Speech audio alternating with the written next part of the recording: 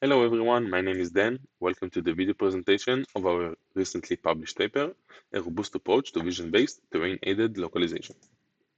Vision-based terrain-aided navigation is a solution to localize and navigate in GPS-denied environments. Our paper presents a robust approach to match an unscaled point cloud with digital terrain models. Given an initial pose estimation and a series of images, the goal is to get closer to the real camera pose R1P1.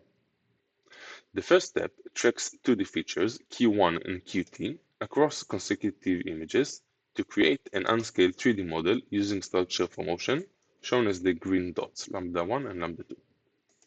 Ray tracing estimates the 3D coordinate of each feature, the red ray, intersecting the DTM at point QE.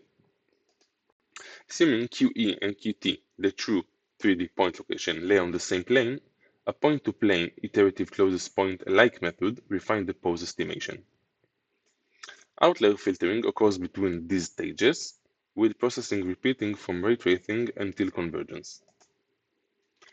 Previous approaches constrained both absolute pose and relative motion at the DTM, which resulted in nonlinear constraints and were sensitive to outliers. We developed a novel two-stage solution. First, we decoupled the problem by solving structure for motion up to scale and using DTM to determine the actual scale and position. We then solve this linear system of equations. This approach transforms the complex nonlinear problem into a lighter linear system and let us filter outliers between these stages. Second, we implement a robust outlier rejection pipeline using multiple filters criteria.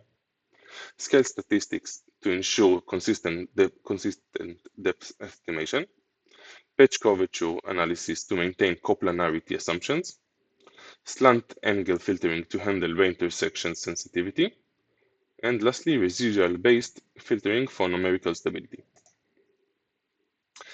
We validated our approach through extensive Monte Carlo simulation and realistic scenarios in AirSim.